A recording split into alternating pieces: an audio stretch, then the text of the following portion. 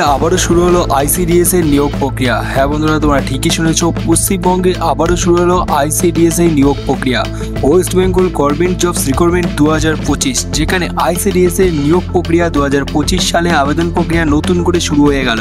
তো আজকের এই ভিডিওতে বন্ধুরা তোমরা জানতে চলেছো যে শিক্ষাগত যোগ্যতা কী লাগবে আইসিডিএস এ আবেদন করার জন্য, বয়স সীমা কী থাকছে, কিভাবে আবেদন জানাতে পারবে এবং আবেদনের শেষ তারিখ, আবেদন মূল্য কত, মাসিক বেতন কত টাকা দেওয়া হবে, কোন কোন জেলা থেকে আবেদন করা যাবে এবং কোন পরীক্ষা হবে কি কোনো পরীক্ষা হবে না সেটা জানাবো এবং কিভাবে খুব সহজেই চাকরিটা পাবে, এই সমস্ত ডিটেলসে আজকে তোমাদেরকে আমরা জানাতে চলেছি। তো অতি অবশ্যই কাজের ভিডিও হতে চলেছে আজকের এই ভিডিওটা। তো অবশ্যই তোমরা এই ভিডিওটা সম্পূর্ণ দেখতে থাকো, তোমাদেরকে A to Z ফুল ডিটেলসে আমি জানাচ্ছি।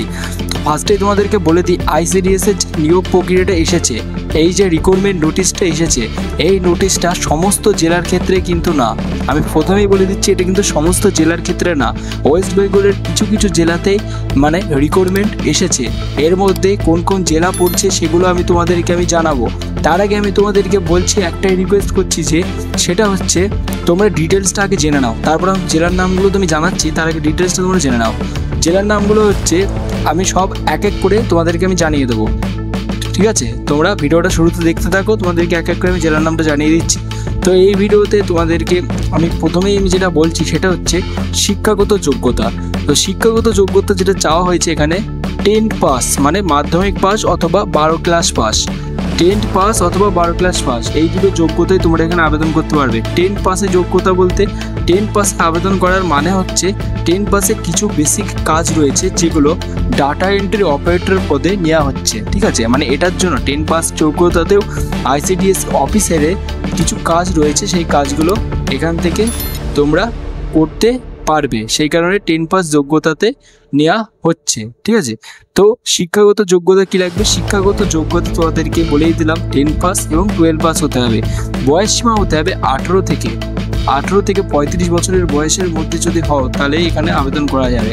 18 থেকে প্লাস 35 বছরের মধ্যে হলে তাহলে এখানে আবেদন যোগ্য।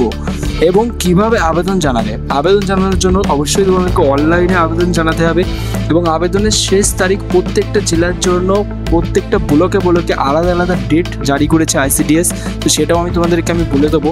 এবং আবেদন মূল্য যেটা রাখা হয়েছে SC ST ABC OBCদের ক্ষেত্রে কোনো জায়গাতে 0 রয়েছে সবার জন্য এবং কোনো জায়গাতে 100 টাকা শুধুমাত্র চার্জ করা হচ্ছে, ঠিক আছে?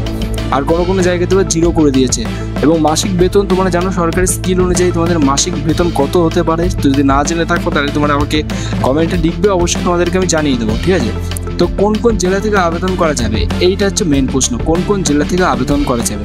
তার আগে বলে দিই, কোনো পরীক্ষা এখানে হবে কি হবে না সেটা ডিপেন্ড করছে যেখানে আবেদন করবে, মানে আইসিডিএসে যে ব্লক থেকে আবেদন করবে সেই ব্লকের ওপর, প্রত্যেকটা ব্লকের ওপর পুরো নোটিশটা জারি করেছে, তারা নিজেরাই তারা নিতে পারবে, বুঝতে পারলে? এবার সেখানে তারা ইন্টারভিউ নিতে পারবে বা লিখিত পরীক্ষা নেবে কি সেটা তারা জানিয়ে দেবে।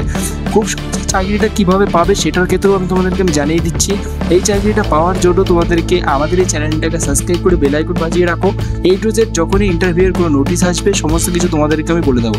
শুধু আইসিডিএস বলে না, অন্য যে সমস্ত সরকারি চাকরি রয়েছে, প্রাইভেট চাকরি রয়েছে, সমস্ত কিছুর আপডেট, মানে তুমি যদি 25 সালে একটা চাকরি করতে চাও তাহলে অবশ্যই আমাদের এই চ্যানেলটা সাবস্ক্রাইব করে বেল আইকন বাজিয়ে রাখো। চলো তোমাদেরকে বলে দিই কোন কোন জেলা থেকে আবেদন শুরু হয়েছে। তো ফার্স্টে তোমাদেরকে আমি বলে দিই, এই যে সমস্ত জেলাগুলো তোমরা দেখতে পাচ্ছ, এই সমস্ত জেলার মধ্যে কিছু স্পেসিফিক জেলাতে ইতিমধ্যে আবেদন প্রক্রিয়া স্টার্ট হয়েছে, ঠিক আছে? কিছু স্পেসিফিক জেলাতে। তো এই সমস্ত জেলার মধ্যে কিছু স্পেসিফিক জেলাতে ব্লকে আবেদন প্রক্রিয়া স্টার্ট হয়েছে, এগুলো তোমরা স্ক্রিনে দেখতে পাচ্ছ। এবং তোমার জেলার নামটা অবশ্যই কমেন্টে জানাও, তাহলে আমি তোমাদেরকে বলে দিতে পারবো তোমার জেলাতে শুরু হয়েছে কি হয়নি, কারণ এই ভিডিওটা যখন বানাচ্ছি এই সমস্ত জেলাগুলোতেও নোটিফিকেশন বার হয়ে যেতে পারে, ঠিক আছে? তো অবশ্যই আমাদের এখানে অনলাইনে চেক করে তোমাদেরকে আমি জানিয়ে দেবো যে তোমাদের জেলাতে নোটিফিকেশন বেরিয়েছে কি বার হয়নি। তার জন্য কী করতে হবে, তোমাদের নিচে কমেন্ট বক্সে তোমাদের জেলার নামটা লিখে জানাও। তো আজকের এই ভিডিওটা এই পর্যন্তই, নেক্সট আপডেটে সমস্ত কিছু আরও ক্লিয়ার করে দেবো। Thank you for watching this video.